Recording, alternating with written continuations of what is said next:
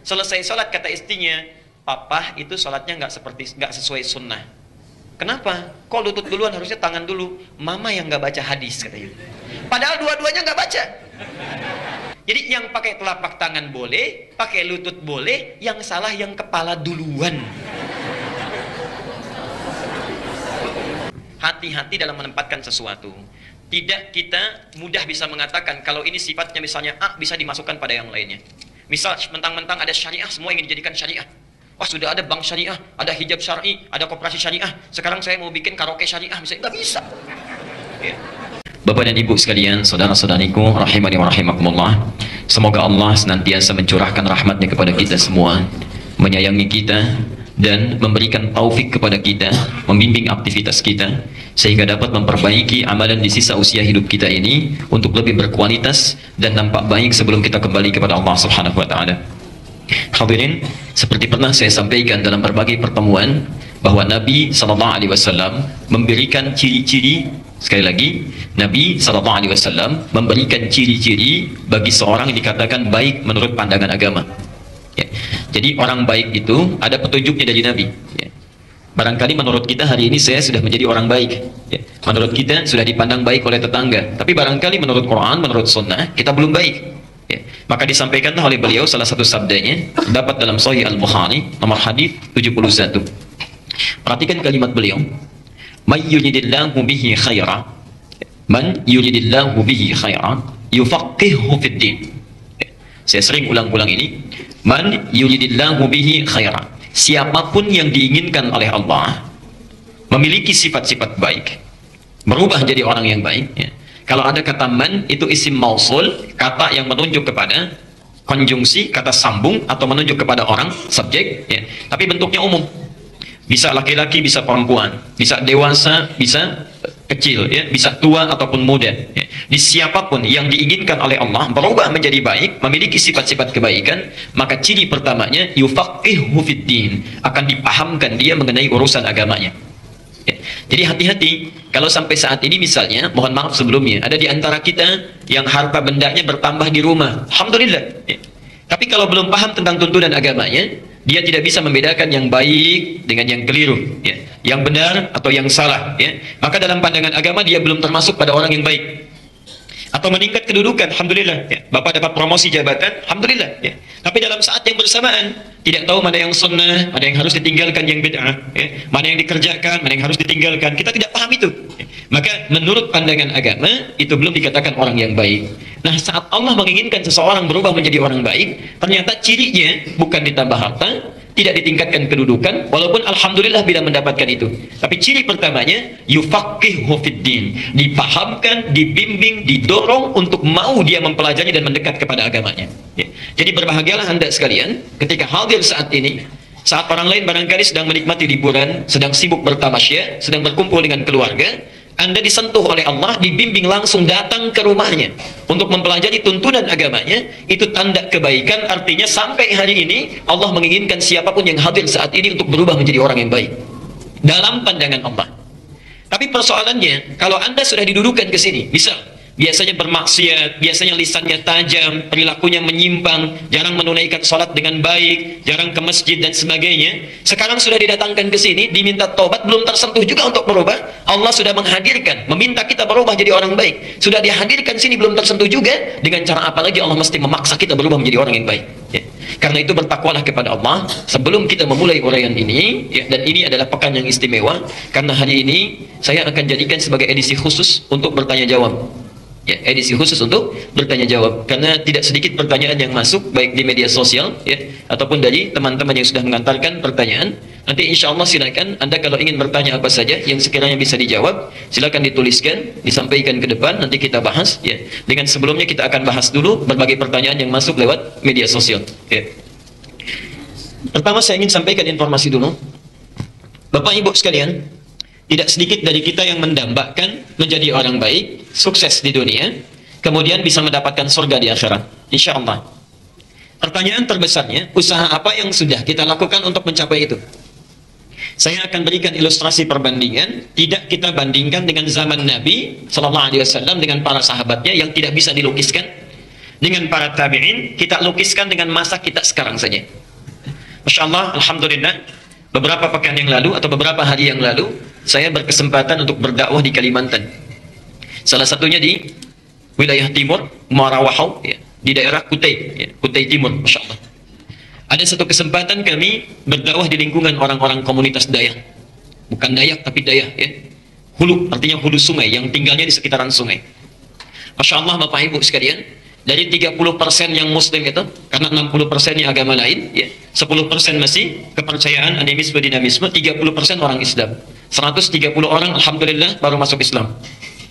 Yang luar biasa, perhatikan, orang-orang yang hidupnya serba terbatas, mendengar akan ada taklim, ya, di tempat mereka, tidak punya masjid, yang dimiliki hanya musalla saja, itu pun patungan iuran untuk bisa membangun musalla di rumah kayu panggung. Bayangkan, pendapatan tidak seberapa, mengeluarkan dari hasil jerih payahnya yang sangat halal untuk membangun rumah Allah, baru jadi musalla. Rumah panggung untuk hadir ke situ, kalau kami saja mesti menempuh perjalanan dengan mobil 40 menit, mereka mesti menyeberang lewat sungai. Ada yang jalan kaki. Jadwal taklim jam 3, jam 2 sudah menunggu. Jadwal taklim jam 3, jam 2 sudah menunggu. Belum selesai. Yang paling hebat luar biasa, Masya Allah, dari mulai salatnya, dari taklimnya, sebelum berangkat, ya, tidak menunggu panitia membagikan snack, tidak menunggu panitia memberikan air. Masya Allah, saat mereka akan berangkat sudah kompakan satu sama lain. Setiap keluarga itu menyediakan kotak yang diisi dengan nasi dan lauk pauknya sesuai kadar kemampuannya.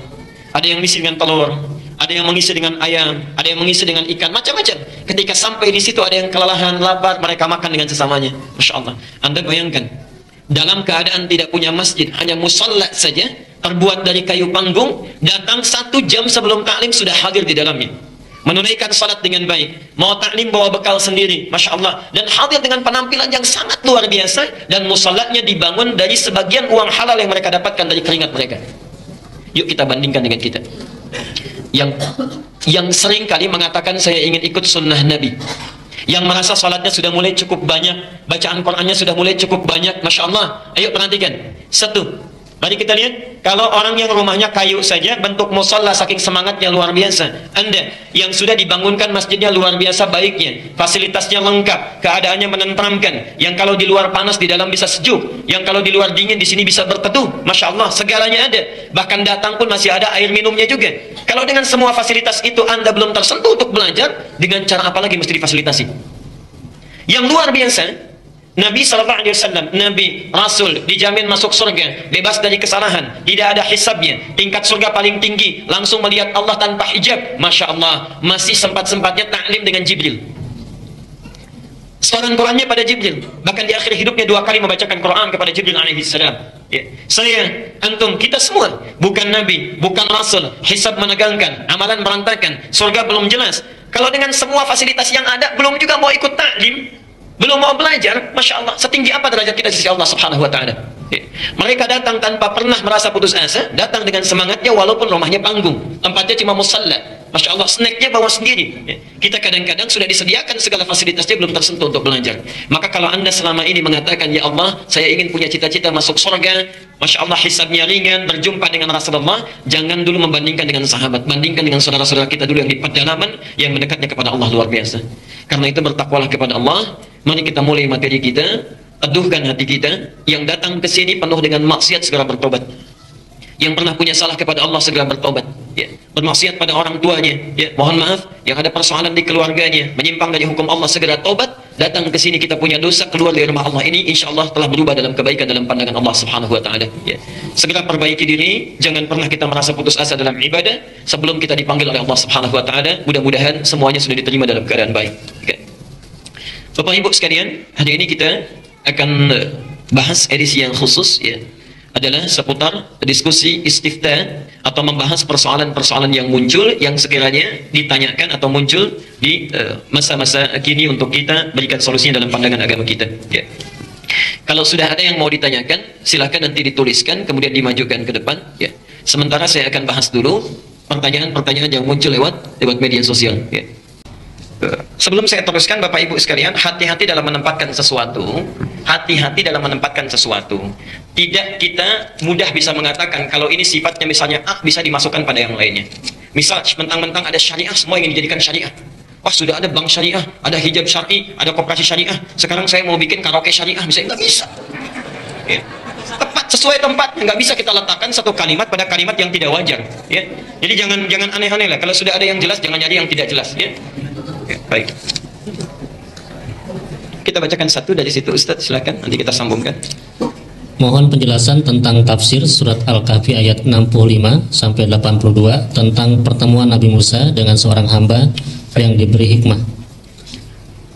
Bismillahirrahmanirrahim. Musa alaihi salam seorang nabi yang sangat saleh, sangat luar biasa, ya. Di balik kesalehannya itu, beliau juga harus diakui sebagai manusia biasa, ya. Manusia yang diberikan risalah oleh Allah. Ada dua jenis risalah. Risalah yang ditujukan langsung kepada diri pribadi tanpa harus disebarkan kepada umat, ya. Itu disebut dengan nabi. Risalahnya disebut dengan naba. Ada Quran surah 78 An-Naba, ya. An-Naba. Jadi risalahnya disebut dengan naba. Orang yang menerima disebut apa? Nabi yang dapat berita besar tapi tidak disampaikan kepada umat, ya. Nabi pertama yang ada di muka bumi itu Nabi Adam. Karena umatnya belum ada, hanya Adam dan istrinya, kemudian keturunannya. Karena itu beliau tidak dimintakan menyampaikan risalah kepada umat yang lain karena belum ada umat. Adam nabi, bukan rasul. Sedangkan yang kedua, diberikan risalah. Bukan sekedar untuk dirinya sendiri, tapi disampaikan kepada umat yang sudah mulai menyimpang dari manhaj, ya. Nah, risalah yang kedua ini wahyu, ya, disebut dengan wahyu, ya. Diterima, kemudian disampaikan kepada umat. Orangnya yang mendapat risalah ini, yang pertama naba, kedua risalah disebut dengan rasul, ya. Di orangnya disebut apa?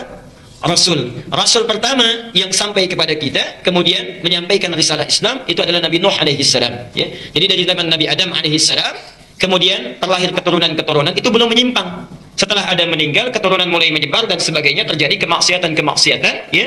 Setelah itu ada 6 orang saleh, ya. 5 sampai 6 orang saleh yang nanti diabadikan di surat Nuh itu, ya. Ada Ya'uq, ada Wadda, ada Suwa dan sebagainya. Kemudian meninggal dunia. Orang saleh ini saat meninggal dunia dirindukan oleh masyarakatnya. Ya Allah, gitu kan? Kok rasanya sepi, nggak ada orang yang bisa meneduhkan lagi dan sebagainya. Baik. Singkatnya, ketika merindukan itu, dibuatlah miniaturnya, dibikinkan patung. Dengan harapan mudah-mudahan dengan lihat patung itu ada ketentraman lagi. Muncul lama-kelamaan, kok kayaknya patung ini kok ngelirik-lirik saya, ya. Kayaknya kok agak senyum-senyum, ya. Dikira roh orang soleh itu masuk lagi ke patung yang dimaksudkan. Mulailah kemudian diberikan sesembahan, diberikan makanan dan sebagainya. Itu terjadi pada awal masa Nabi Nuh alaihissalam. Dipilihlah Nabi Nuh kemudian diberikan risalah untuk menyebarkan dan menyebarkan nilai Islam, mengembalikan kepada agama yang benar seperti dibawa oleh Adam alaihissalam. Dari Nuh sampai Adam itu jaraknya luar biasa. Jangan dikira singkat. Kalau kita kan selalu menyampaikan Adam, Idris, Nuh, kayaknya cuma 2 generasi, ya. Banyak. Nuh alaihissalam bin Mihlail bin Matusyalah bin Kinan bin Anwas bin Fis bin Adam alaihissalam, ya. Adam saja sudah 1000 tahun. Jadi kalau 5 generasi sampai ke Adam itu luar biasa cukup panjangnya. Nah, Nuh alaihissalam tidak selesai, ya. Tidak selesai risalahnya. Karena masih ada orang yang ingkar, dibinasakan lewat banjir besar itu, ya. Kemudian tersisa beberapa generasinya. Generasi ini yang kemudian menyebar kembali. Tadinya generasinya baik, setelah Nuh wafat kemudian sebagian keturunannya melakukan maksiat, ya. Disitulah kemudian diturunkan nabi-nabi baru. Dari mulai setelah generasi Nuh sampai dengan Nabi Muhammad SAW. Itu cukup panjang, ya. Muhammad bin Abdullah bin Abdul Muttalib bin Hashim bin Abdul Manaf bin Qusay bin Murrah bin Kilab bin Ka'ab bin Ghalib bin Fihir bin Malik bin Nadar bin Kinana bin Khuzaimah bin Mudrika bin Ilyas alaihi salam bin Nizar bin Mudar bin Ma'ad bin Adnan bin Addi bin Adri bin Muqawwam bin Nahur bin Tarih bin Ya'rab bin Yasjub bin Nabit bin Ismail alaihi salam bin Ibrahim alaihi salam bin Adhar atau bin Nahur bin Abir bin Kinan bin Arfakhshad bin Sam bin Nuh alaihi salam. Jadi ada sekitar 37 generasi dari masa Nabi Nuh kepada Nabi Muhammad SAW. Di antara 37 generasi ini terdapatlah Nabi Musa alaihissalam.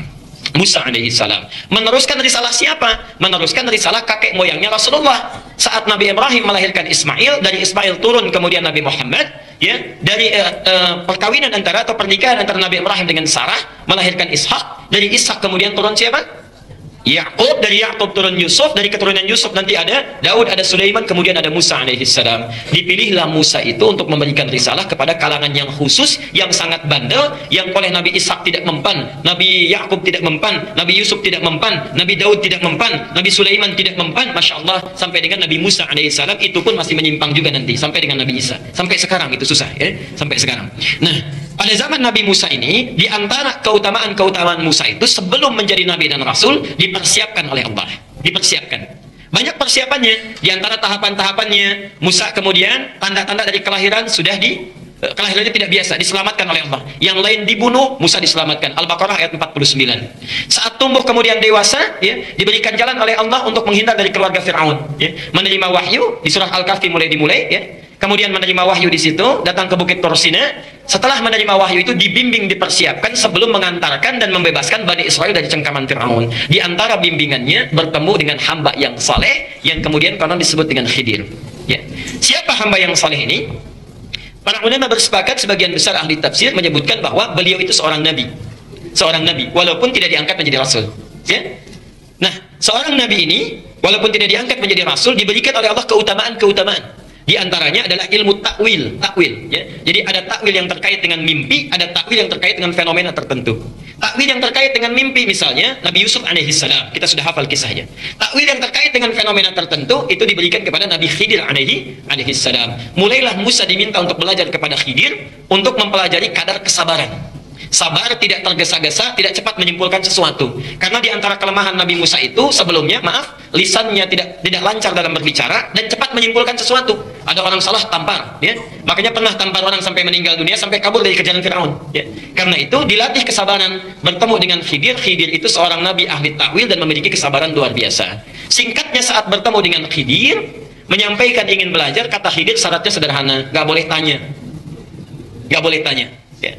Boleh ikut saya tapi nggak boleh tanya. Itu dilatih untuk bersabar. Perhatikan, saat mulai berjalan pertama kali lihat kejadian perahu ditenggelamkan, tanya kok ditenggelamkan? Bertanya. Nggak sabar kamu. Kenapa bertanya? Katanya. Maaf, katanya, saya lupa. Ya, singkatnya begitulah ya dalam bahasa kita.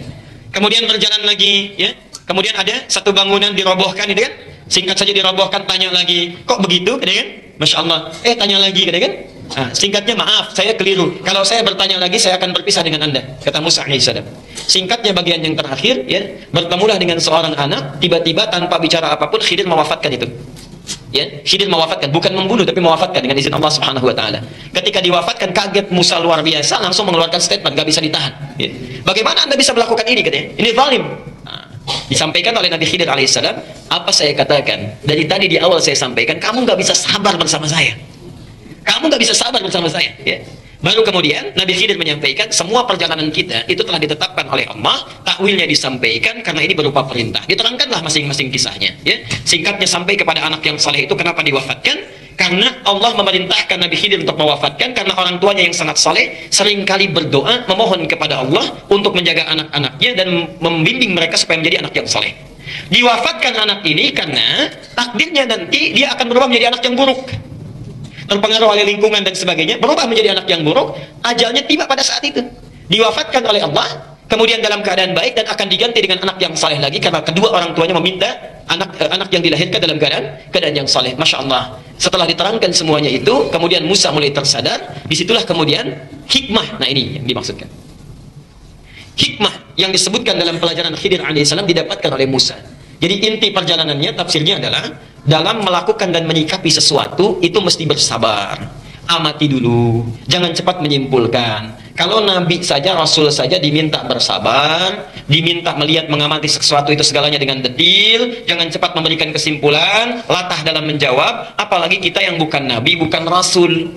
Ini pelajaran khususnya bagi para ustadz, para ulama, jangan mudah memberikan fatwa, ditanya A, dijawab A, tanya 1, dijawab 10, macam-macam, Masya Allah, ya. Mesti takut pada Allah, takut. Hati-hati dalam memberikan fatwa, bersabar dalam memberikan hukum. Ya. Dari pelajaran inilah kemudian didapatkan oleh Musa, lalu mulailah datang dengan Nabi Harun alaihissalam, mulai untuk membawa Fir'aun kembali kepada ajaran Islam. Sudah punya modal kekuatan, punya modal kesabaran. Jadi nanti kalau Fir'aun caci maki, nggak dibalas dengan caci maki. Kalau Fir'aun marah-marah, tidak dibalas dengan marah-marah, karena bekal sabarnya sudah ada sebelumnya. Itu kira-kira tafsir cepatnya. Nah, rahasia satu yang jarang orang baca. Ada satu rahasia yang sangat besar yang harus Bapak Ibu garis bawahi. Kenapa anak tadi diwafatkan? Saya sampaikan karena orang tuanya seringkali berdoa. Nah, Bapak Ibu sekalian, di dalam Quran itu ada banyak ayat yang menerangkan doa orang tua sangat berpengaruh kepada anak. Sangat berpengaruh kepada anak. Saya berikan 3 contoh misal, dengan cepat saja. 1, Quran surah ke-7 Al-A'raf ayat 189. Quran surah 7 ayat 189. Insyaallah. Ada? Oke. Sudah, saat Adam bertemu dengan Hawa, kemudian melakukan hubungan suami istri, Hawa mulai mengandung kandungan ringan sampai berat, ya. Kemudian perhatikan poinnya, lihat ujung ayatnya. Saat menjelang masa persalinan itu, da'awallaha, suami istri itu kemudian berdoa, Adam dan Hawa kemudian berdoa, la in ataitana salihah lanakunanna minasyakirin. Ya. Suami istri berdoa sebelum dilahirkan. Kalau dalam bahasa kita, bahasa bebasnya, misal suami berdoa, duhai Allah, dalam rasa sakit yang tengah dirasakan istriku ini saat akan dia menjalani persalinan, mohon ya Allah, dalam sakit yang dia emban dalam menerima amanahmu ini, mohon ganti rasa sakitnya dengan anak soleh yang akan dia lahirkan. Tentu kami akan merasa bersyukur dengan itu. Ibu juga begitu, ya. Saat sakit dalam keadaan mengandung menjelang masa persalinan, ya, yang dilakukan jangan banyak mengeluh, aduh pak sakit, aduh pak pijitin ini, aduh pak miring sini sakit. Perbanyak doa, karena orang-orang yang tengah mengandung, orang-orang yang tengah menerima amanah Allah, dalam lelahnya doanya cepat terkabul. Duhai Allah, dalam sakit yang tengah saya rasakan ini, mengemban amanahmu, mohon ya Allah, ganti rasa sakit ini dengan lahirnya anak saleh yang telah Engkau tetapkan. Tentu saya akan sangat bersyukur kepadamu, ridha dengan sakit yang saya terima ini. Kalau saya sudah bermohon dalam keadaan demikian, belum juga Engkau kabulkan, dengan cara apa lagi saya mesti bermohon kepadamu ya Rabbal Alamin? Boleh. Masya Allah, itulah yang pernah dilakukan oleh Nabi Adam alaihissalam, diikuti oleh Nabi Yakub ketika punya anak Yusuf dan 11 saudaranya dari beberapa istri yang berbeda. Yusuf punya anak namanya Bunyamin, dari ibu namanya Rahil. Nah, 10 saudara yang lain itu cemburu kepada Yusuf. Saya persingkat, berencana untuk membunuh Yusuf. Kumpul di satu tempat di samping rumah. 9 orang mengusulkan uqtulu Yusuf, bunuh saja Yusuf. 1 orang mengusulkan jangan bunuh, lemparkan fi ghayabatil jub, lemparkan ke tempat gelap saja, gak usah dibunuh, nanti akan dibawa oleh pedagang menjauh dari kita. Saya mau tanya, maaf, kalau ada musyawarah 9 orang memutuskan A, 1 orang memutuskan B, mana yang diambil? 9. Dan setan kalau sudah maksiat gak akan nanggung, datangnya nodong, ya, datang ke angkot mau nodong, begitu teriak musuh, ya, nanggung, yang lainnya pun dilukai juga, setan gak akan nanggung. Tapi yang ini luar biasa, begitu 9 mengusulkan bunuh Yusuf, yang 1 mengatakan jangan bunuh, ternyata yang 1 ini yang diterima, bukan yang 9. Yang 1 yang diterima. Apa penyebabnya? Para ulama menyampaikan itu karena doa Nabi Yakub alaihissalam, yang sering berdoa supaya Allah bisa menjaga mereka untuk tidak melakukan perbuatan yang keji. Jelas sampai di sini? Ya. Maka saya mohon sebesar-besarnya, berdoakan anak-anak kita. Kalau bapak ibu yang belum hafal Quran sampai sekarang, jangan cegah anaknya hafal, ya. Kalau bukan anaknya, barangkali sudah dewasa, jangan cegah cucunya hafal. Doakan dari sekarang. Barangkali dengan doa itu satu saat itu yang akan mengembalikan kepada kebaikan. Umar, kisah nyata, seorang anak sekolah di sekolah internasional. Saya persingkat saja, ini kisah nyata yang saya terima. Bapaknya sibuk luar biasa, ibunya juga sibuk, ya. Tapi ibunya ini masih bisa mengantarkan anak ke sekolah, bisa menemani. Kalau di sekolah internasional kan suka ada hari ayah, ya, Father Day, ya, hari ayah. Dan anak-anak berkreasi supaya dilihat ayahnya. Masya Allah, kalau anak-anak yang lain itu setiap hari ayah yang datang bapaknya. Anak-anaknya tampil, ada yang nyanyi, ada yang bermain macam-macam, ada yang puisi. Cuma Umar saja yang bapaknya nggak pernah sempat hadir, karena saking sibuknya luar biasa. Masya Allah. Yang diutus ibunya lagi. Satu kali ibunya berkata kepada bapaknya, bukankah kamu sudah berjanji akan datang? Penuhi janjimu. Kasihan anak kita, disebutkan setiap kali datang selalu bapaknya. Kalau orang lain bapaknya, kalau kita ibunya. Saya mohon kamu datang. Bapaknya agak malas-malasan kemudian datang. Saya persingkat, duduk bagian paling belakang. Singkatnya, ketika Umar diminta maju untuk perform, ini luar biasa, terkejut hadirin yang ada, karena tidak memilih untuk bernyanyi, tidak memilih membacakan puisi, tapi hanya 1 kalimat yang diungkapkan. Miss, saya ingin bacakan Quran surah An-Naba. Saya ingin panggil dulu guru saya, Ustadz Ali katanya. Yang dipanggil bukan bapaknya, Mr. Ali dipanggil. Datanglah Mr. Ali itu, bapaknya kaget melihat begini. Masya Allah. Mr. Ali ini diminta oleh anaknya Umar tadi untuk menguji. Silahkan lihat bacaan saya. Begitu dibaca, amma yatasa'alun, sampai ayat 5 dari 40 ayat, kata gurunya itu, Mr. Ali, cukup. Bacakan ayat 9, dibacakan. Bacakan ayat 20, dibacakan. Bacakan ayat 30, dibacakan. Masya Allah. Hafal dengan nomor ayatnya. Di akhir perintahnya, lalu bertanya gurunya itu, Mr. Ali, Umar, apa yang menjadikan engkau begitu ingin menghafal Quran sampai hafal surat An-Naba ini dengan ayat-ayatnya? Perhatikan jawaban Umar. Saya pernah mendengar guru menyampaikan pada saya, kalau bisa membaca Quran dan menghafalkannya, maka di hari kiamat nanti saya akan membawa mahkota dan bisa dipakaikan di kepala ayahanda dan ibunda saya. Jadi saya itu mendengar hadis itu ingin satu saat memberikan hadiah kepada ayahanda dan pada ibunda. Di akhirat nanti saya ingin pakaikan dengan tangan saya sendiri kepada di kepala ayah dan ibu saya. Masya Allah. Bapaknya di belakang langsung lari. dipeluk Umar itu, dicium kakinya minta maaf, ya, langsung digendong dibawa pulang. Bapak Ibu sekalian, saya tidak ingin terjadi Anda semua terjadi seperti ini, ya, atau mengikuti kisah ini. Maka mohon maaf sebesar-besarnya. Kadang-kadang Anda sesibuk apa sih para ayah itu? Kadang-kadang lupa kita, kadang-kadang kita lupa. Datang berangkat gelap, pulang juga gelap, nggak pernah lihat anak. Apa yang Anda inginkan? Bukankah kita mencari rezeki untuk kembali kepada keluarga? Masya Allah. Mana waktu yang kita sudah berikan untuk anak-anak kita? Nabi Ibrahim, Nabi, Rasul, bebas dari kesalahan, disebut Khalilullah, masih jalan kaki dari Palestina ke Makkah untuk lihat anaknya, sampai tumbuh dewasa luar biasa. Antum bukan Nabi, bukan Rasul, Masya Allah, tidak jelas surganya, sesibuk apa? Kadang-kadang anak kita tidak kita perhatikan, keluarga menunggu, bahkan Masya Allah 8 jam sudah nunggu-nunggu ingin main, Anda datang ke rumah saja masih membawa pekerjaan kantor, Masya Allah, kapan untuk keluarganya? Ya, karena itu bertakwalah kepada Allah. Saya kira itulah kisah Ashabul Kahfi dengan hal-hal yang mengiringinya. Baik, silakan lanjutkan. Bagaimana hukum pajak dalam Islam? Benarkah para pemungut pajak termasuk orang zalim? Apakah yang disebut pemungut pajak hanyalah pemerintah atau staf karyawan atau lainnya? Baik Bapak Ibu sekalian, jadi terkait dengan pajak ini, bedakan di fikih kita itu dalam fikih muamalah pembahasannya, ya, dalam fikih muamalah. Ada beberapa yang dibedakan. Dalam hukum Islam berlaku zakat. Dalam hukum Islam berlaku zakat bagi orang Islam, ya. Sedangkan bagi non muslim yang tinggal di wilayah Islam, ya, negaranya sudah negara Islam, hukumnya sudah berlaku, maka ada juga pungutan semisal pajak untuk memberikan keamanan, ketentraman, dan nilainya kembali kepada mereka, retribusinya. Kalau hukumnya sudah berlaku hukum Islam, negaranya Islam, dan semua dibentuk dalam sistem Islami, ya. Tapi kalau misalnya tinggal di negara yang bukan Islam, ya, hukum zakat tetap berlaku, diberikan otoritasnya kepada orang-orang yang berhak mengelolanya, disebut dengan al-amilina 'alaiha. Hukumnya ada di Quran surah 9 At-Taubah ayat yang ke-60.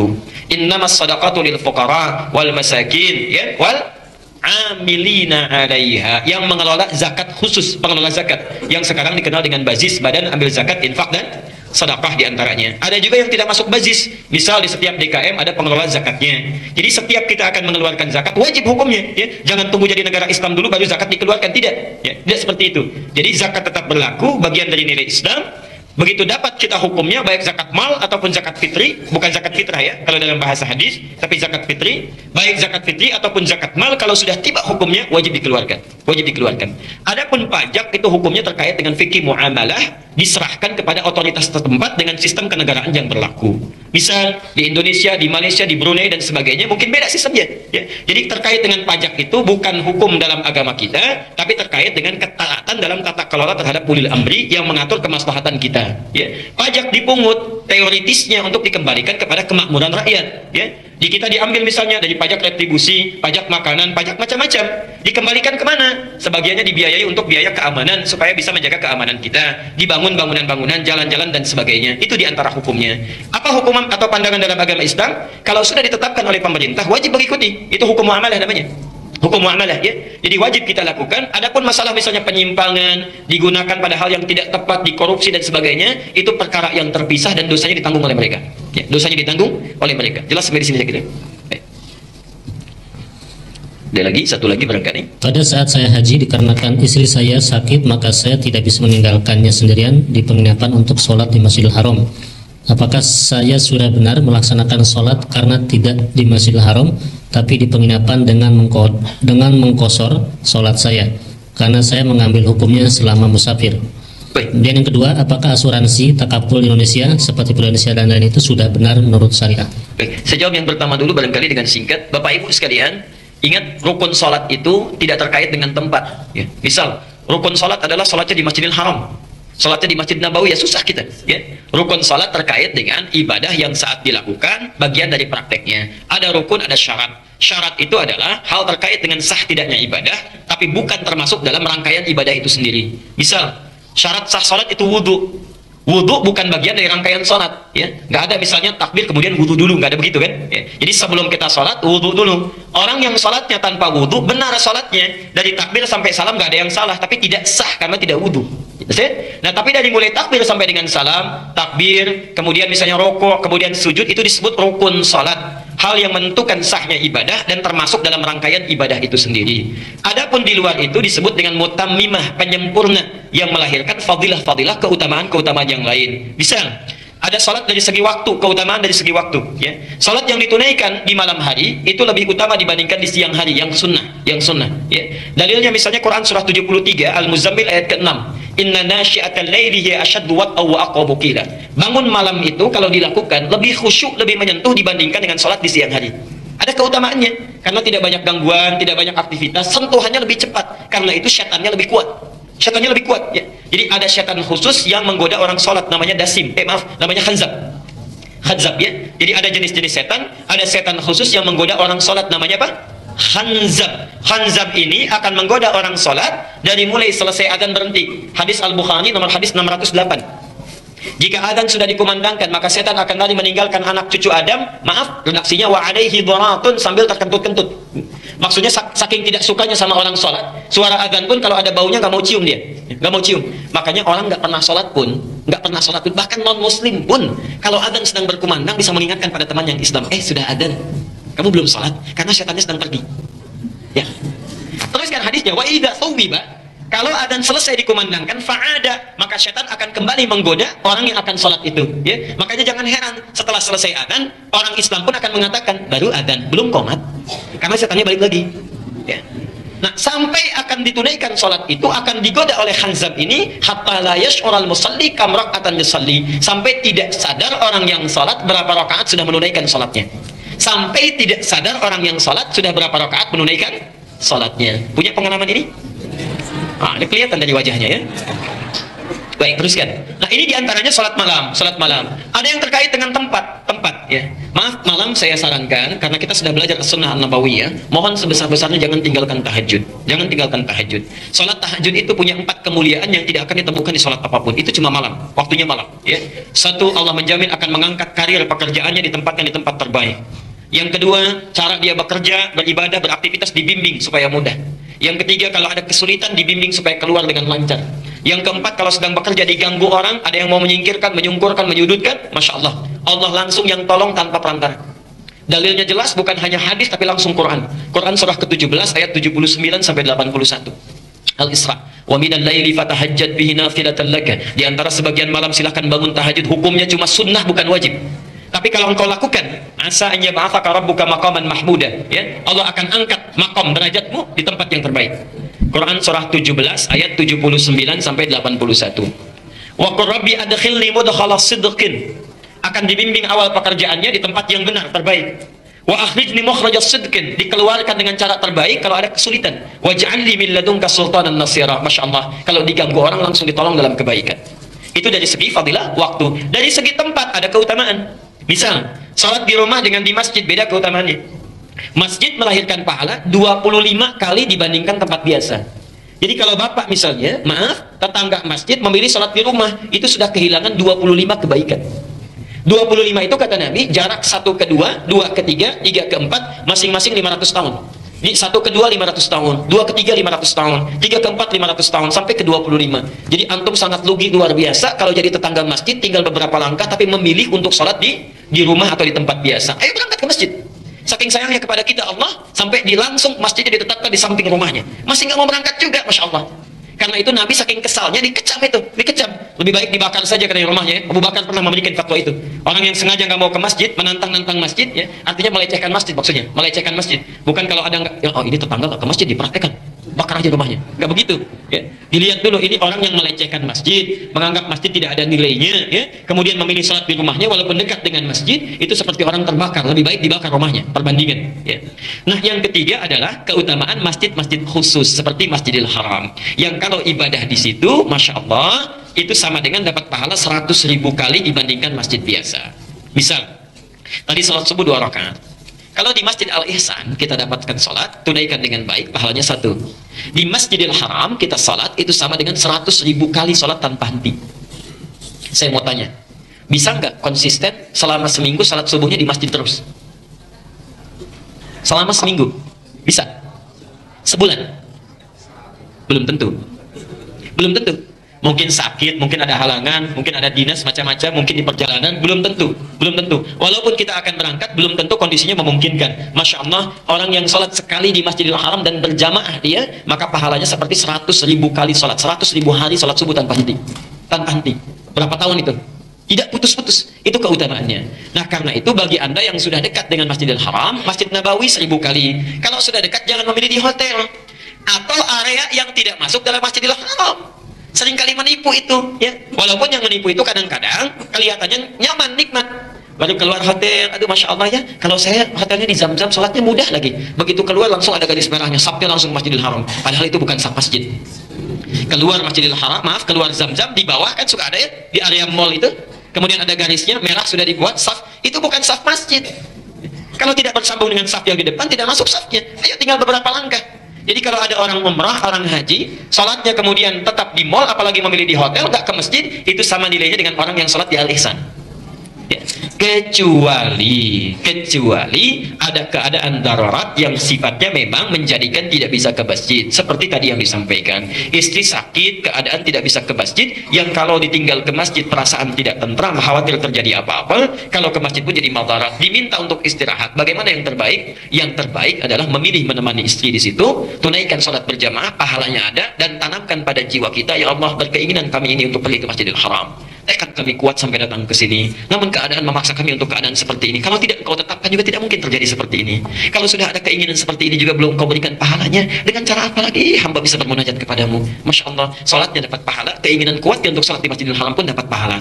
Karena orang yang merencanakan kebaikan, berniat baik, belum sempat dilakukan, itu pun sudah ada satu pahalanya. Jelas sampai di sini? Baik. Saya masuk dulu ke sini, ini penting barangkali. Ustaz, apa yang dimaksud dengan madhab dan bagaimana hukumnya bermadhab?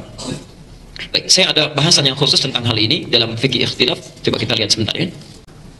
Fikih ikhtilaf itu bahasan khusus untuk membahas hal-hal yang diperselisihkan dalam agama kita. Misal, dalam sholat baca bismillahnya ada yang disirkan, dijaharkan, nggak baca sama sekali, mana yang paling benar? Dalam hal misalnya sholat subuh ya, ada kunut, ada yang tidak, mana yang harus diikuti? Dalam kita akan sujud, ada yang telapak tangannya duluan, ada yang lututnya duluan, mana yang tepat ya? Itu bahasanya fikih ikhtilaf. Nah, ini pertanyaannya kita jawab. Apa yang dimaksud dengan madhab? Apakah kita bermadhab atau tidak? Saya ingin terangkan dengan cepat dulu, perhatikan ke sini Bapak Ibu sekalian. Zaman Rasulullah SAW, beliau diutus untuk menerangkan ajaran Islam. Ya. Diberikan bekal oleh Allah supaya dengan ajaran Islam itu bisa baik, kembali kepada asalnya. Diturunkan satu Al-Quran, wahyu yang langsung turun dari Allah. Yang kedua, diberikan kemampuan untuk menafsirkan dan menjelaskan kandungan Quran itu, disebut dengan hadis atau sunnah. Jelas sampai sini? Jadi tugas Nabi menyampaikan Quran, penyampaian ajarannya ini disebut dengan sunnah. Karena itu setiap umatnya wajib untuk beribadah sesuai dengan Quran dan sunnah. Tidak mungkin ambil yang lain. Ya, tidak mungkin ambil yang lain. Karena Nabi hanya ditugaskan dua hal ini. Ya. Diturunkan Quran, minta disampaikan. Kemudian yang kedua, dijelaskan, penjelasannya disebut dengan sunnah. Dalam semua aspek kehidupan. Dalam semua aspek kehidupan. Saya percepat. Ketika Nabi mengajarkan Al-Quran dan Sunnah, yang menerima para sahabat. Ya. Disebut sahabat ada beberapa syarat, umumnya 3. Satu, hidup semasa dengan Nabi. Semasa dengan Nabi, sezaman. Yang kedua, melihat Nabi. Melihat Nabi. Yang ketiga, beriman pada Nabi sampai wafat, sampai meninggal. Ya. Kalau keluar dari 3 syarat ini, maka tidak disebut sebagai sahabat. Contoh, hidup semasa dengan Nabi, beriman pada Nabi, tapi tidak pernah melihat Nabi. Itu tidak disebut sahabat, tidak disebut sebagai sahabat. Ya. Contohnya Uwais Al-Qarni. Ya. Uwais Al-Qarni, luar biasa, orang saleh. Ya. Sudah pernah dengar kisahnya?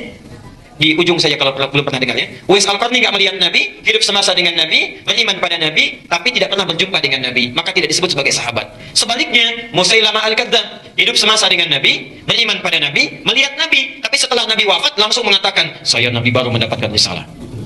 Saya ingin berikan pesan yang sangat kuat. Hati-hati dengan tutur kata kita, karena langsung turun ayat Al-An'am 93. Ya, wa man azlamu mimman iftara 'ala Allahi kadziba. Siapa orang yang paling zalim dibandingkan orang yang sering berdusta kepada Allah? Di antara dustanya, satu, mengaku-ngaku Nabi. Mengaku-ngaku Nabi. Yang kedua, maaf, tidak mengaku Nabi tapi mengatakan wahyu turun pada saya, padahal nggak pernah turun. Memang tidak mengatakan saya Nabi, tapi mengatakan baru diturunkan wahyu pada saya, tapi wahyu nggak pernah turun. Karena Allah tidak pernah menurunkan wahyu lagi setelah Nabi Muhammad SAW wafat. Maka orang seperti itu, perhatikan, kalau tidak bertobat sebelum meninggal dunia, maka cara meninggalnya itu, perhatikan, Anda bisa saksikan fi ghamaratil maut, saat dia tersiksa akan meninggal dunia. Wal malaikatu basitu aydihim, malaikat membentangkan sayapnya, itu akan memukul-mukul dulu wajah sampai bagian belakangnya.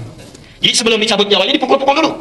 Yadribuna wujuhahum wa adbarahum, di ayat yang lain akan dipukul-pukul bagian depan sampai bagian belakangnya sampai sulit, merasakan kesakitan luar biasa. Baru kemudian nyawanya dicabut. Hati-hati, hati-hati ya. Para sahabat menerima Al-Quran dan Sunnah itu jarang sedikit yang menulis. Jarang yang menulis, tidak ada yang mengkodifikasikan kecuali 1-2 orang saja. Paling menulis di batu, di pelepah kurma dan sebagainya. Kebanyakan menghafal, masya Allah. Orang Arab itu keistimewaannya itu kuat sekali ingatannya. Sekarang agak berkurang, sulit menemukannya. Tapi zaman Nabi, saya waktu kuliah di Tripoli ada seorang staf namanya Ustadz Mabruk, masya Allah. Beliau sudah menginput data ribuan mahasiswa. Saya jalan dengan kawan namanya Mas Mahrus ya. Ketika kami jalan bertemu beliau, ditanya, ya Syekh man hadha? Saya bilang hadha Mahrus, ini Mahrus. Mahrus bin Fulan bin Fulan bin Fulan bin Fulan, disebutkan sampai 5 kakeknya ke atas. Dari sekian ribu mahasiswa yang gak pernah lihat wajahnya.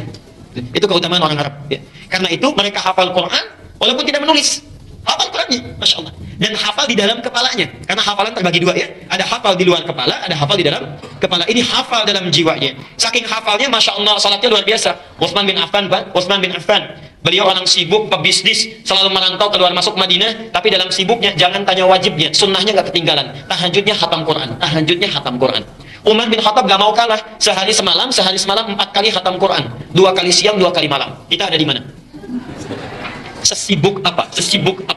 Sibuk gak sempat hafal Quran, masya Allah. Cita-cita paling tinggi masuk surga, surganya Firdaus bersama Nabi. Baca Quran susah. Sini. Kemudian sahabat Nabi SAW meninggal dunia. Sahabat mulai mengajarkan ajaran Nabi kepada para tabi'in, ya, para tabi'in, generasi setelah sahabat. Nah, zaman tabi'in ini, kemudian juga ke tabi'ut tabi'in, metode hafalan, ya, itu sudah mulai bertambah dengan catatan, mulai dicatat. Ya. Karena maaf, sahabat saat Nabi meninggal mulai menyebar. Ya, Ali bin Abi Thalib ke Kufah, Mu'adz bin Jabal kemudian ke Yaman, ya, ada yang kemudian sampai Sa'ad bin Abi Waqqas ke Nusantara, abad ke-7, ya, ke wilayah Barus, 414 km dari kota Medan, ya, sampai ke Nusantara, Insya Allah, sampai ke Nusantara. Karena sahabat ini menyebar, ya, Muawiyah bin Abi Sufyan sampai melakukan perjalanan sampai ke wilayah Afrika, ya, Afrika Utara, dengan tukang cukurnya Nabi. Tukang cukurnya Nabi itu wafatnya di Libya, ya, ada kuburannya di situ. Kemudian Muawiyah, Amr bin As, ya, melakukan perjalanan. Muawiyah bin Abi Sufyan juga, kemudian ada masjidnya di Syria, ya, artinya keluar wilayah Hijaz, menyebar. Ada yang ke Afrika. Ada yang kemudian Afrika Utara umumnya, masuk lewat Libya, sebelumnya Mesir, kemudian Tunisia, ada Maroko, ada Aljazair, nyebrang ke Andalusia, Spanyol sekarang. Perhatikan sini, saya teruskan. Kemudian ada sebagian lagi ke wilayah Persia. Persia bukan Arab, Irak, Iran itu bukan Arab, ya. Ada yang ke Irak, ada yang ke macam-macam. Ada yang selanjutnya dari mulai ke Yaman, Hadramaut, Mu'adz bin Jabal sampai dengan ke Asia, ada yang ke Asia. Karena negara-negara ini bukan bagian dari negara Arab, sudah menyebar, maka maaf, satu pemahaman terhadap Islamnya nggak sama dengan generasi sebelumnya. Kekuatan hafalannya berbeda. Maka cara mereka belajar dari sahabat untuk menguatkan hafalan dan meyakinkan ditambah dengan catatan. Mulailah mengkodifikasikan ajaran-ajaran Nabi. Jelas sampai di sini? Pelan-pelan. Nah, generasi yang belajar langsung dari para sahabat, tabi'in dan dari tabi'ut tabi'in, langsung belajar dari mereka, kemudian menghimpun, itu dibatasi sampai dengan tahun 200 Hijrah. Sampai tahun 200 Hijrah, ya. Jadi generasi emas itu yang menghimpun langsung murni dari sumbernya sampai tahun 200 Hijrah. Itulah yang dikenal dengan ulama salafus saleh. Ya. Salafus saleh. Di antara salafus saleh itu yang paling bersinar, yang ingatannya sangat kuat, kemampuan nalarnya tajam, hebat dalam merumuskan, ada 4 orang ulama. 4 ulama. Siapa mereka? Saya percepat. Satu di antaranya Abu Hanifah, ya. An-Nu'man bin Bashir, yang lahir tahun 80 Hijrah, wafat tahun 150 Hijrah, ya. Beliau berada di daerah Irak, ya, di Irak. Kemudian Malik bin Anas, ya, lahir tahun 93 Hijrah, wafat tahun 179 Hijrah. Itu tinggal sampai meninggalnya di Madinah terus.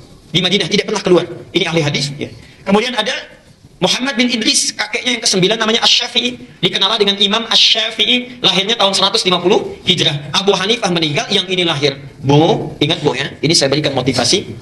Imam Asy-Syafi'i saat lahir, itu lahirnya di Gaza. Di Gaza. Lahir tumbuh, ayahnya meninggal. Tinggal ibunya, Pak, tinggal ibunya. Punya cita-cita orang tuanya supaya anak ini menjadi ulama besar. Sumber ilmu ada di Mekah, digendong jalan kaki oleh ibunya, digendong dengan alas kaki yang terbatas sampai ke Mekah. Dari Palestina di Gaza ke kota Mekah, kalau pakai bis sehari 2 malam, itu jalan kaki ibundanya. Dibawa tawaf. Ada halaqah ulama didudukan di situ. Setelah mendengar dibawa lagi sampai meninggalnya. Sampai sekarang dikenal sebagai ulama besar. Kalau ada jasa yang luar biasa, itu ibundanya. Bayangkan, tidak ada mobil, tidak ada motor, tidak ada pesawat, perbatasan luar biasa, perbekalannya juga terbatas, dibawa, digendong sampai ke Mekah jadi ulama besar. Antum, para ibu, Masya Allah, kendaraannya ada, motornya ada, mobilnya ada, handphonenya ada, segalanya ada. Kalau dengan semua fasilitas itu belum bisa menjadikan dan mengkader serta mendidik anak menjadi lebih daripada Imam Asy-Syafi'i, dengan fasilitas apalagi yang dibutuhkan supaya anak-anak kita dekat dengan Allah?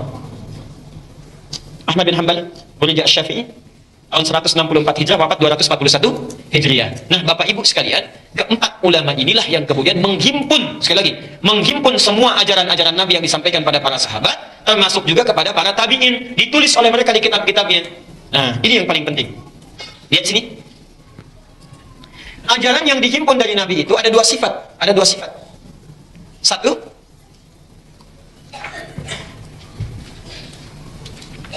yang sifatnya satu jenis. Jadi dalilnya satu, contohnya satu. Dalilnya satu, contohnya satu. Tidak ada beda, tidak ada ragam. Kalau yang seperti ini, maka kita tidak boleh menyimpang. Tidak boleh menyimpang, tidak usah kreatif. Ya. Artinya apa? Kalau Nabi memberikan satu dasar, satu jenis, satu ragam, dalilnya satu, contohnya satu, itu artinya semua orang, semua umatnya dianggap mampu menunaikannya dengan baik. Contoh, saya ingin bertakbir sholat, Nabi hanya mengajarkan, angkat tangannya, baik yang sejajar dengan bahu, ataupun dengan daun telinga, atau memantikainya, atau dekat dengan kedua telinganya. Ya. Maka rumusnya sederhana, kata Nabi, angkat letakkan di dada. Angkat letakkan di dada. Tidak ada rumus lain antara mengangkat dengan meletakkan itu. Karena semua bisa melakukan. Kalau sudah dalilnya satu, contohnya satu, maka maaf, kita tidak perlu kreatif. Ya Allah, masa sama orang saya dahulukan yang kanan duluan, sama Allah kok yang kiri duluan? Ya, sedikitlah agak beda, supaya lebih baik dalam pandangan Allah. Allah, kanan dulu. Allah, Akbar. Nah, ini tidak perlu dilakukan. Ya Allah, kok nggak enak, salam itu kan artinya berbagi ke kanan, berbagi ke kiri. Kalau berbagi itu kan tidak hanya wajahnya, tangannya juga harus ikut memberi. Assalamualaikum. Assalamualaikum. Sampai kiamat bulan 2 hari Anda nggak akan dikasih. Ya. Jadi kalau contohnya satu, dalilnya satu, kita tidak boleh kreatif. Ya. Kalau menyimpang itu yang dimaksud dengan bid'ah, mengada-ngadakan sendiri, nggak ada dalil, nggak ada contohnya. Jelas sampai sini? Yang kedua, ini yang paling penting, dan di sini sering memunculkan perbedaan pendapat, tapi ada sesuatu yang tidak wajar, berselisih pada yang tidak diketahui, itu yang nggak wajar. Beragam, jenisnya beragam, ragam jenis. Biasanya kalau seperti ini, Nabi dalilnya tidak hanya satu, contohnya pun beragam. Itu ditunjukkan untuk kemudahan umatnya dalam menunaikan ibadah. Karena umatnya dipandang tidak mungkin melakukan itu kecuali dengan beberapa alternatif. Contoh, Sunan Abu Dawud, nomor hadis 838, dari Wa'il bin Hujr. Dengan yang kedua, nomor hadis 840 dari Abu Hurairah. Ini persoalan tentang, maaf, posisi tangan dan lutut atau kaki saat akan sujud. Maaf, kalau akan sujud itu tangan duluan atau lutut duluan? Tangan dulu, baik. Apa dalilnya? Lutut duluan. Hati-hati, karena ada suami istri tidak tegur sapa, ini kisah nyata. Suaminya langsung yang bilang, suami istri tidak tegur sapa semalaman karena persoalan ini. Suami sholat isya tidak ke masjid, ya, ke rumah, kemudian malamnya di rumah karena terlambat datang dari kantor, ya. Kemudian istri melihat, begitu turun, maaf, lututnya duluan. Dari yang tidak, sami Allah liman hamidah, kemudian akan sujud, lutut duluan. Selesai salat, kata istrinya, papa itu salatnya nggak sesuai sunnah. Kenapa? Kok lutut duluan, harusnya tangan dulu? Mama yang nggak baca hadis, katanya. Padahal dua-duanya nggak baca.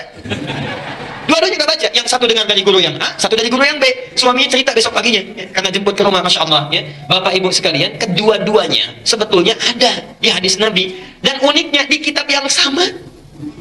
Di kitab yang sama, bedanya 2 nomor. Di Al-Bukhari nggak ada, di Muslim nggak ada, yang ada di Abu Dawud ini. Yang pakai lutut itu adanya di Abu Dawud nomor hadis 838 dari Wa'il bin Hujr. Di awal-awal masa sholat, dilihat oleh Wa'il, Nabi selalu turun dengan lututnya dulu, baru kedua telapak tangannya. Jelas sampai sini? Diambillah pendapat itu oleh Ibnu Qayyim Al-Jauziyah. Menulis beliau buku sifat sholat Nabi. Silahkan lihat, ya. Dalam uraian beliau memilih untuk menggunakan lutut. Kemudian yang menggunakan telapak tangan itu sama di kitab yang sama, beda 2 nomor. Yang meriwayatkan Abu Hurairah, di akhir masa kehidupan Nabi, beliau selalu sholat mendahulukan kedua telapak tangannya. Maaf kalau sudah agak sepuh-sepuh itu biasanya kan persoalannya di kaki. Ya, Bapak Ibu lebih tahu lah, ya. Turun kedua telapak tangan duluan. Ya. Karena itu Abu Hurairah melihat, diriwayatkan kepada kita, dirangkum oleh Abu Dawud. Muncul Syekh Muhammad Nasiruddin Al-Albani mempopulerkan riwayat ini karena khawatir orang menganggap hanya boleh pakai lutut saja. Dipilih oleh Syekh Muhammad Nasiruddin Al-Albani riwayat yang kedua. Jadi Anda yang pakai Al-Albani misalnya, bacanya dari situ, lihatnya dari situ, dan judul bukunya sama, sifat sholat Nabi. Cuma memilih riwayat yang kedua tanpa menyalahkan riwayat yang pertama, karena dua-duanya dalilnya ada. Jadi yang pakai telapak tangan boleh, pakai lutut boleh, yang salah yang kepala duluan.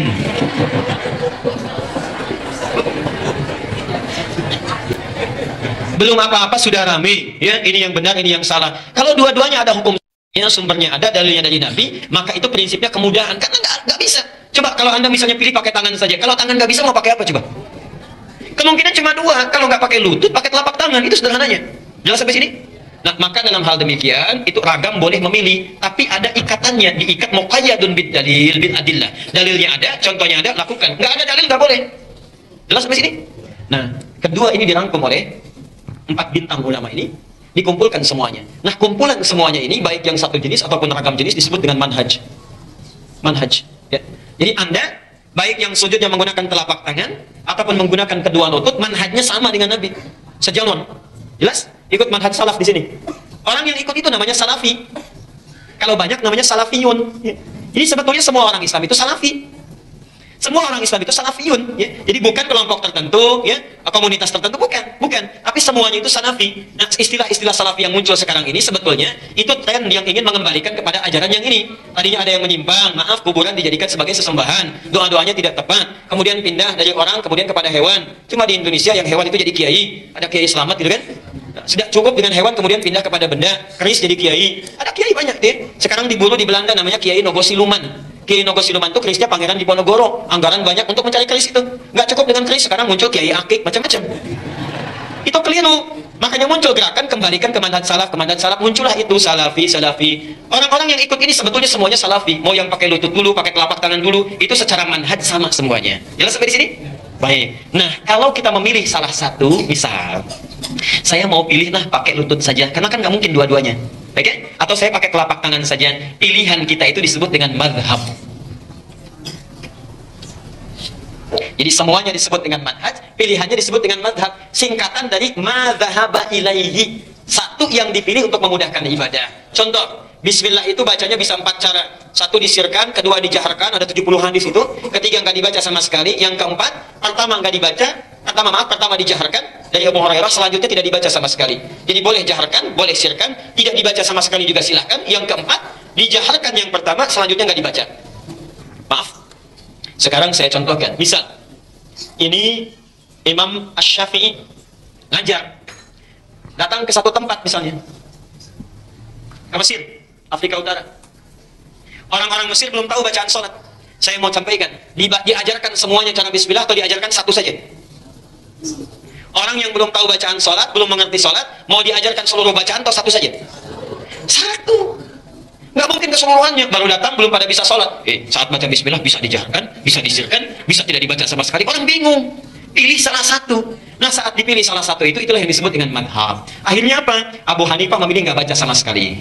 Malik memilih tidak baca sama sekali. Asy-Syafi'i memilih juga dijaharkan. Ahmad bin Hanbal menengahi, saya pilih disirkan saja. Semua ada dalilnya dari Nabi. Ketika dipilih itulah kemudian menjadi namanya apa? Madhab. Guru-guru ini mengajarkan turun murid-muridnya. Ini diantaranya. Hanafi, Masya Allah, itu punya murid namanya Abu Yusuf, punya murid lagi Asy-Syaibani, punya murid Ad-Dahlawi, penyebarannya di Asia Selatan. Jadi kalau Bapak Ibu misalnya ke India, ke Pakistan, madhabnya Abu Hanifah itu, Hanafi. Ya. Jadi kalau bismillah itu pasti nggak pakai sama sekali. Kunut nggak pakai kunut, nggak ada kunut subuh, nggak ada. Ya. Itu Abu Hanifah pilihannya, madhabnya. Maliki punya murid Ibnu Wahab, Ibnu Wahab punya murid namanya Suhnun. Suhnun punya murid sampai sekarang masih hidup, Syekh Ar-Rabiti, tinggalnya di Libya. Alhamdulillah saya pernah langsung belajar kepada beliau. Matanya tidak bisa lihat, tapi mata hatinya sangat tajam. Satu kali kami membacakan kitab, kawan kami membacakan. Begitu membacakan kitab, kata Syekh kami ini, Syekh Ar-Rabiti, "Kif ya bunai, tilka nuqtah wa laysatil fasilah." Anakku tolong berhenti di situ, itu katanya titik bukan koma. Kata muridnya, Syekh tapi di sini koma. Bukan, itu bukan koma tapi titik. Barangkali ada noda di situ ke bukunya. Itu terbitan mana? Terbitan sekian. Iya betul, itu halaman sekian, paragraf sekian, baris sekian, huruf nomor sekian. Kalau Anda tidak percaya, bandingkan dengan kitab yang lainnya. Itu Syekh Ar-Rabiti. Insyaallah. Maaf ya, buta matanya karena saking banyaknya baca. Tahajud tidak henti-henti, puasanya rajin, ahli fikih, mata buta karena banyak membaca untuk mendekatkan diri kepada Allah. Antum dikasih mata sampai sekarang bisa lihat, baca Quran aja susah. Sudah susah tahajud, Masya Allah. Yang sunnah tertinggalkan, yang wajib terlambat, cita-cita masuk surga, surganya Firdaus bersama Nabi, ingin melihat Allah langsung, bagaimana? Imam At-Tirmidzi, Masya Allah, amalannya banyak, hadisnya banyak, tahajud tanpa henti, puasa sunnahnya luar biasa. Di ujung hidupnya itu banyak menangis kepada Allah karena takut kalau pulang itu tidak cukup bekalnya, dan tangisan inilah yang membuat mata beliau menjadi buta. At-Tirmidzi menangis sampai buta matanya karena takut pulang kepada Allah membawa salah. Antum sampai tidur pun kadang-kadang mimpinya itu salah juga. Ya, itu kan dulu. Afrika Utara penyebarannya. Jadi kalau Anda ke Afrika Utara, Libya, Tunisia, Aljazair, Maroko, nyebrang dikit Eropanya, Italia, Prancis, Spanyol, itu Maliki madhabnya. Yang kalau bismillahnya nggak dibaca langsung, kunutnya ada tapi disirkan sebelum rukuk. Ya kalau dalam sholat subuh itu Maliki, itu Maliki. Tapi Syekh Maliki ini nggak pernah keluar Madinah. Murid-muridnya yang datang ke Madinah. Ya, murid-muridnya itu yang tarawihnya sampai 33 kali itu Maliki. Sampai sekarang di Madinah itu 33. Ya, sampai sekarang. Dilengkapkan jadi 36. Ya. Kalau di Makkah 20 sampai dengan 23. Ya. Lihat Asy-Syafi'i punya murid Al-Buwaiti. Asy-Syafi'i ini muridnya Imam Malik. Masya Allah, datang ke tempat Imam Malik salah jadwal. Bukan karena salah tidak tahu, bukan. Karena berangkat jauh-jauh, jalan kaki Pak Ibu. Nggak ada mobil, nggak ada motor, nggak ada kendaraan, jalan kaki ke tempatnya Imam Malik di Madinah, ingin mendapatkan pelajaran kitab Al-Muwatta. Misal, Imam Malik jadwalnya itu hari Rabu. Imam Syafi'i nyampe di sana hari Selasa karena jalan kaki jauhnya itu. Begitu datang ke situ, berdiri, itu sadar beliau bukan jadwalnya, menunggu di depan pintu seharian. Di depan pintu seharian, Masya Allah. Tidak dibukakan pintu karena bukan jadwalnya.